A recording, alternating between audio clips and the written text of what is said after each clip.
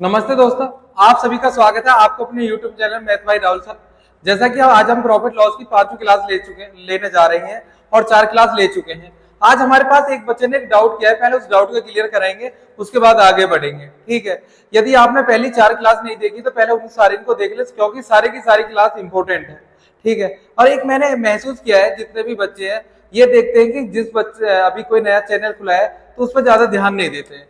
ध्यान उस पर देते हैं कि भले ही वो बेकार पढ़ा दो पर उसके कितने व्यू आ रहे हैं, व्यू के आधार पर वीडियो देखते हैं।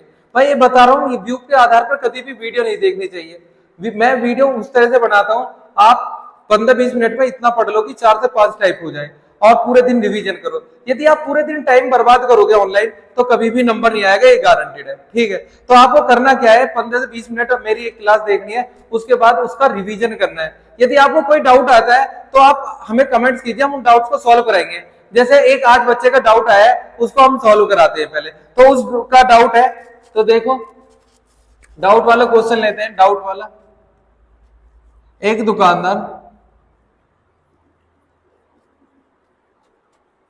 150 रुपए में एक वस्तु खरीदता है। 150 रुपए में एक वस्तु खरीदता है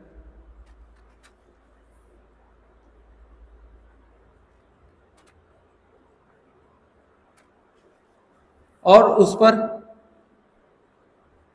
सीपी का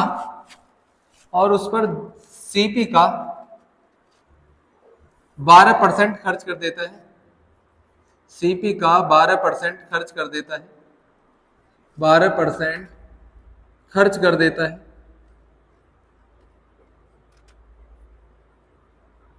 सीपी का 12% खर्च कर देता है, तो 10% लाभ कमाने के लिए, तो 10% का लाभ कमाने के लिए, 10% का लाभ कमाने के लिए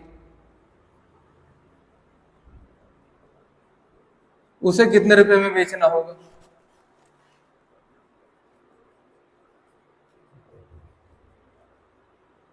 कितने रुपए में बेचना होगा? ये डाउट का क्वेश्चन है एक बच्चे का। ठीक है, तो उसको आज हम सॉल्व कराते हैं कि एक दुकानदार 150 रुपए में एक वस्तु खरीदता है और उसे 12% सीपी का 12% खर्च करता है उस पर, फिर उसे 10% लाभ कमाने के लिए कितने रुपए में बेचना पड़ेगा?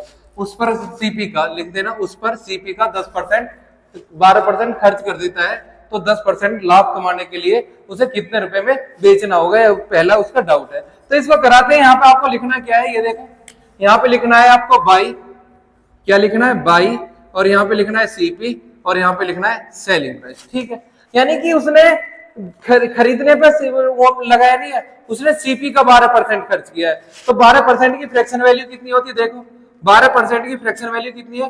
3/25। क्लियर सी बात है, 12% की फ्रैक्शन वैल्यू होती है 3/25। यदि आपको निकालने में प्रॉब्लम आती है तो मैंने आपको परसेंटेज की पहली क्लास में फ्रैक्शन वैल्यू निकालनी सिखाई है। तो हमारा सीपी कितना है? 25 रुपए। कितना है? 25 रुपए। 25 में से 3 रुपए उसने खर्च किए हैं उसमें, तो खरीदी कितने रुपए में? 22 में। क्लियर सी बात है, सीपी में से 25 रुपए में से 3 रुपए उसने खर्च किए हैं उस पर, तो खरीदी कितने में? 22 रुपए में। क्लियर बात एकदम। फिर उसने क्या कहा? 10% का लाभ कमाना है। तो 10% का लाभ कमाना है तो प्रॉफिट लॉस हमेशा सीपी पर होते हैं। तो 10% की फ्रैक्शन वैल्यू कितनी होती है? 1/10। 10 पे 1 का लाभ कमाना है तो कितने में बेचेगा? 11 में। क्लियर बात एकदम। यानी कि प्रॉफिट लॉस हमेशा सीपी पे होते हैं। यदि नहीं मालूम है, मैंने पहली क्लास में समझाया प्रॉफिट लॉस के में पूरा कॉन्सेप्ट। ठीक है, तो पहले उस क्लास को जाकर देख लेना। यानी कि पहले कहा उसने कि सीपी का 12% खर्च किया उस वस्तु पर, यानी कि 12% की फ्रैक्शन वैल्यू 3/25। यदि 25 रुपए हमारा सीपी है तो सीपी पे 3 रुपए खर्च किए उसने, तो यानी 25 में से 3 रुपए खर्च किए तो खरीदी कितने में? 22 रुपए में। फिर उसने क्या कहा? 10% का लाभ कमाना है, तो 10% की फ्रैक्शन वैल्यू 1/10, यानी 10 की चीज 11 में बेचनी है। अब करना क्या है? आगे का आगे रिपीट मानना है और पीछे का पीछे रिपीट मानना है। तो हमें ये वाली वैल्यू चाहिए, ये वाली चाहिए। तो यहाँ पे मैंने लिखा 22 गुणा 10 और यहाँ पे लिखा 25 गुणा 11। क्लियर बात एकदम। अब यहाँ पे देखो 11 से कट रहा है, काट दो। 11 दूनी 22 कट गया। यहाँ पे और भी काट देता हूँ, 5 पूरे 25 और 5 दूनी 10, तो यहाँ पे आ गया 4। यानी कि खरीदी हमने 4 में थी, बेचेगा कितने में? 5 में। क्लियर सी बात है। 4 की जगह हमें दे कितना रखा है? हमें दे रखा है 150। कितना दे रखा है? 150। अब इसे काटने में दिक्कत होती है तो पहले काट लो 2, तो यहाँ से काट दो 75। तो पॉइंट में मत लिखना, सीधा उल्टा करके लिख देना 75/2 गुना है। ठीक है, 2 का डिवाइड हमें 75 में करना है। जितने गुना यूं इतने की गुना इसमें कर दो। 75/2, तो 75 में 3 5 की गुना करी तो ये आ गया 375/2। 2 से डिवाइड कर दो, 2 एकम 2, 2 अट्ठे 16, 187.5 रुपए में बेचेगा। ये इसका आंसर है। ठीक है ना, बेहतरीन क्वेश्चन है, आसान क्वेश्चन है एकदम। तो एक बार और देख लीजिए, एक बार और समझा देता हूं। एक दुकानदार ने 150 रुपए में वस्तु खरीदी और उस पर सीपी का 12% खर्च किया। किसका?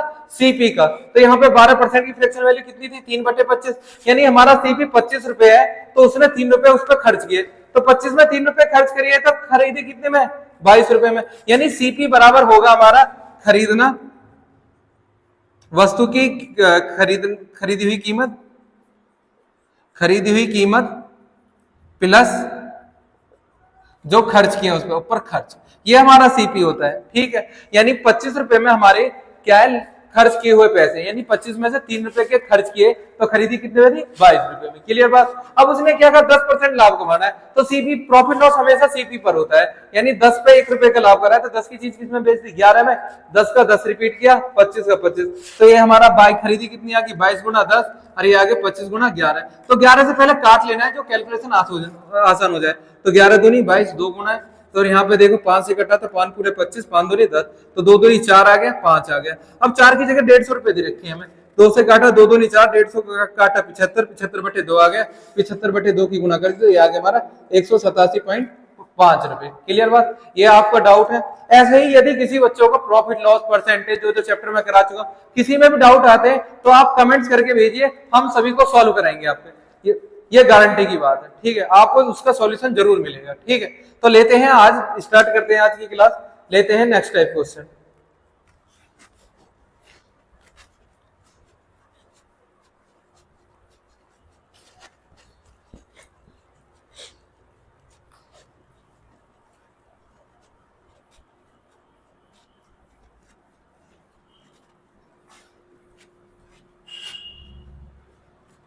आज का पहला क्वेश्चन है,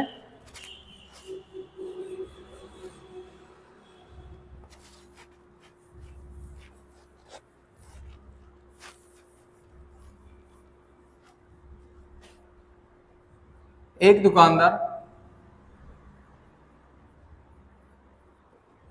दुकानदार को 15 वस्तुएं बेचने पर,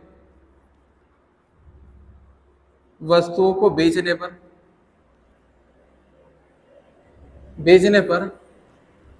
4 वस्तुओं के क्रय मूल्य के बराबर, 4 वस्तुओं के क्रय मूल्य के बराबर, क्रय मूल्य के बराबर लाभ होता है, बराबर लाभ होता है।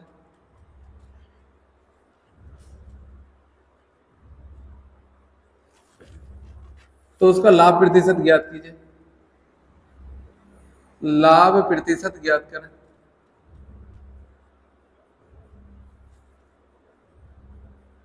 ये क्वेश्चन मैंने पिछले क्लास में कराया था। मैं इसका पहला अगला टाइप स्टार्ट करने से पहले मैं इसको आपको समझाना चाहता था, तो इसलिए मैंने पहले ये क्वेश्चन स्टार्ट किया। ठीक है, तो करना क्या है, यहाँ पे एक दुकानदार को 15 वस्तुओं को बेचने पर 4 वस्तुओं के क्रय मूल्य के बराबर लाभ होता है, तो उसका लाभ प्रतिशत ज्ञात करना है। तो करना क्या है, यहाँ पे लिखना 15 वस्तुओं को बेचने पर, तो 15 वस्तुओं को बेचने पर, यहाँ पे लिखा 15 वस्तुओं को बेचने पर क्या होता है? प्रॉफिट। 15 वस्तुओं को बेचने पर क्या हो रहा है? प्रॉफिट। कितने के? 4 वस्तुओं के क्रय मूल्य के बराबर। लिख दिया मैंने, क्रय मूल्य होता है सीपी, मैंने साफ साफ लिखा है पहली क्लास में।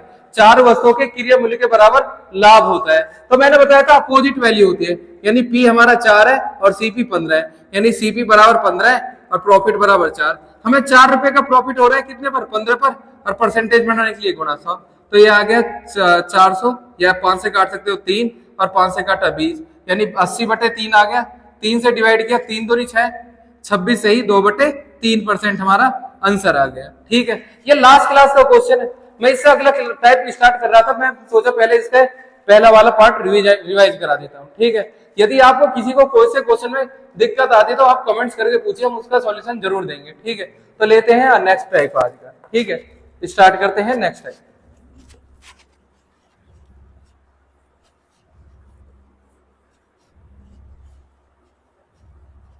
मैं तुम्हें कोई ट्रिक नहीं सिखा रहा हूं जिससे तुम्हें ज्यादा टाइम लगे या भूल जाओ, मैं तुम्हें कॉन्सेप्ट सिखा रहा हूं। देखो यहाँ पे ट्रिक तो आप फिर खुद बना लोगे जब आप कॉन्सेप्ट आ जाएगा। तो देखो एक दुकानदार को 10 वस्तुएं बेचने पर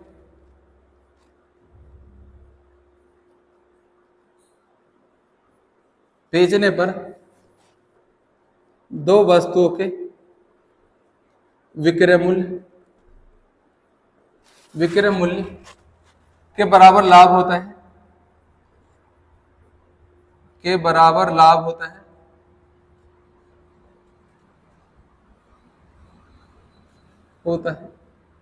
तो उसका लाभ प्रतिशत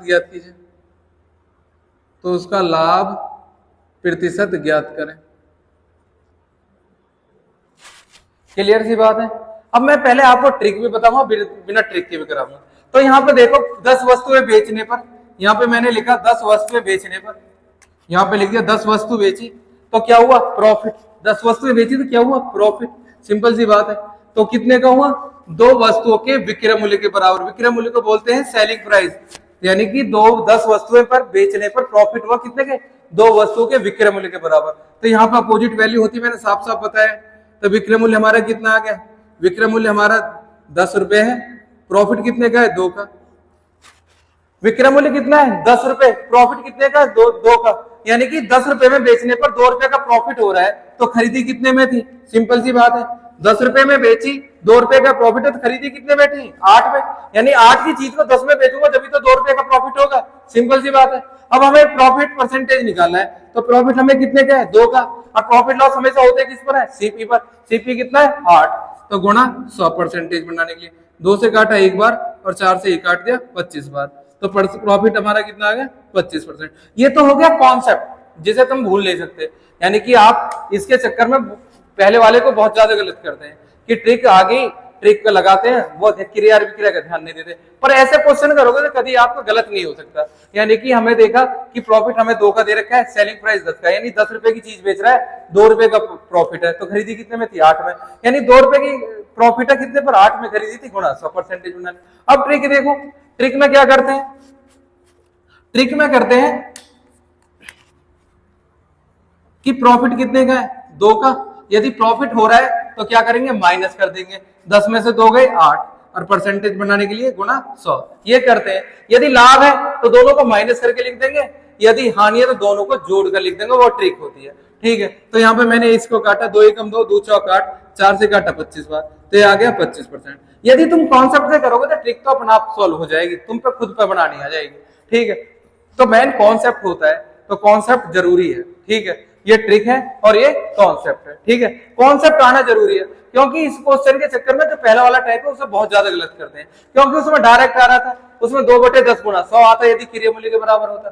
ठीक है, तो इसमें कॉन्सेप्ट बहुत जरूरी है, इसलिए मैंने कॉन्सेप्ट समझाया, उसके बाद ट्रिक भी बताई है। ठीक है, तो लेते हैं इसका हानि वाला एक क्वेश्चन और कराता हूं और देखते हैं अगला क्वेश्चन।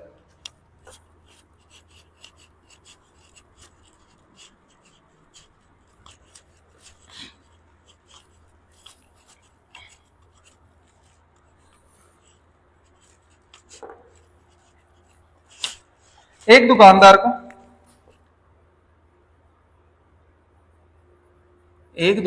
को 18 वस्तुएं बेचने पर 2 वस्तुओं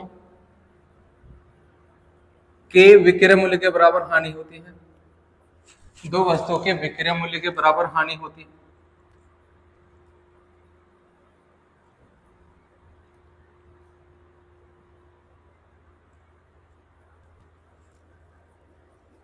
तो उसका हानि प्रतिशत ज्ञात कीजिए।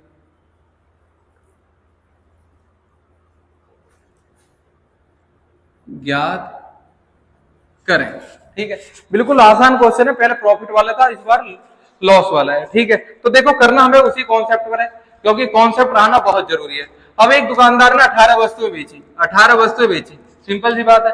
तो लॉस कितने का हुआ, लॉस हुआ उसे कितने का, 2 वस्तुओं के विक्रय मूल्य यानी सेलिंग प्राइस के बराबर। क्लियर बात है, यानी 18 वस्तु बेची दो वस्तुओं के विक्रय मूल्य के बराबर लॉस हुआ, मैंने साफ साफ लिखा है। अब लॉस कितने का है, 2 का, और बेची कितने में, सेलिंग प्राइस कितना है हमारा 18 है, ठीक है। अपोजिट वैल्यू होती है इसकी ये और इसकी ये वाली, यानी लॉस 2 रुपए का है, बेची कितने में 18 है। 18 रुपए में बेचने पर 2 रुपए का लॉस होता है, 18 रुपए में बेचने पर 2 रुपए का लॉस होता है, तो खरीदी कितने में होगी, 20 रुपए में।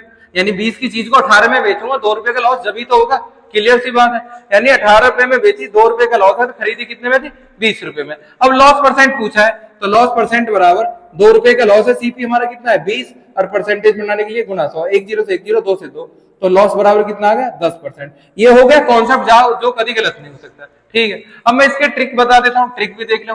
ट्रिक में क्या करना है, अब हमें 2 रुपए का लॉस है, यदि लॉस हो रहा है तो ये दोनों जुड़ जाएंगे, 18 और 2 20, और परसेंटेज बनाने के लिए गुणा 100, तो 2 0 से 2 0 कैंसिल, 2 से 2, तो ये लॉस बराबर कितना आ गया 10%। ये ट्रिक है, ठीक है, ये कॉन्सेप्ट है, ये ट्रिक है, ठीक है। तो कॉन्सेप्ट आना बहुत जरूरी है, यदि कॉन्सेप्ट नहीं आता है तो क्वेश्चन बहुत ज्यादा गलत होने की संभावना है। आज के लिए हम इस वीडियो में इतने ही रखेंगे।